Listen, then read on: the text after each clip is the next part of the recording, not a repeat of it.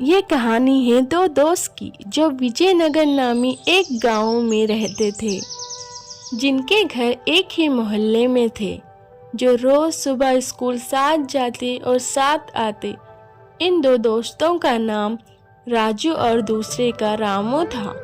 ये दोनों दोस्त सुबह 7 बजे उठते, स्कूल के लिए तैयार होते, 8:30 बजे स्कूल के लिए रवाना होते और शाम 5 बजे तक दोनों घर वापस होते। अगर किसी दिन राजू को स्कूल के लिए देर होती तो रामू राजू के लिए इंतज़ार करता, और अगर रामू को देर होती तो राजू रामू के लिए इंतज़ार करता। इन दोनों में बहुत गहरी दोस्ती थी और कभी कभी एक दूसरे के घर भी जाकर इंतज़ार करते थे, और स्कूल में लंच के वक्त भी खाना साथ बैठकर खाया करते थे। ईदों के मौक़ों पर दोनों एक साथ एक जैसे कपड़े खरीदते, मेलों में जाते, घूमते फिरते खुश रहते। इन दोनों की दोस्ती को देखकर घर वाले भी खुश होते। अरे सुधा, राजू रामू को देखा तुमने? वो एक दूसरे के साथ कितना मिलजुल के रहते हैं। स्कूल की छुट्टियां चल रही थी। दोनों ने मिलकर प्लान बनाया।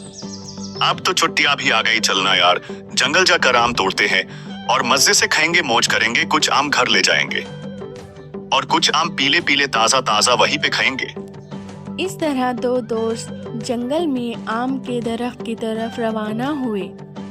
चलते चलते दोनों आम के दरख्त तक पहुंच गए। दरख्त पर चढ़ने वाले ही थे कि एक तरफ से रींछ आ गया। ये देखकर राजू रामू एक दूसरे से कहने लगे, रींछ आ रहा है, रींछ आ रहा है।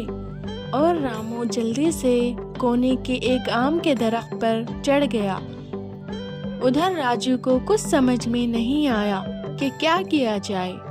वो बहुत डरा हुआ था और जमीन पर लेट गया।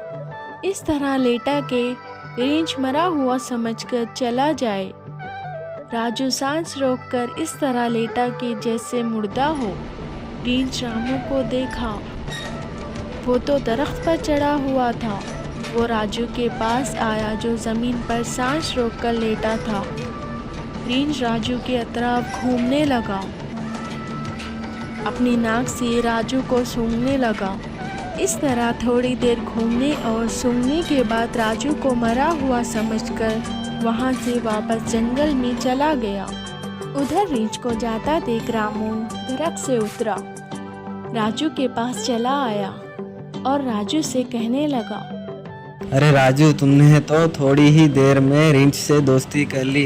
जरा राजू, तुम ये तो बताओ कि आखिर रींछ तुम्हारी कानों में क्या कह कर गया है, फिर कब मिलने के लिए कहा है?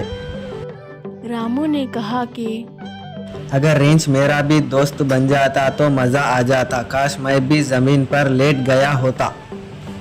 रामू की ये बातें सुनकर राजू खामोश अपने घर की तरफ चला जाता है।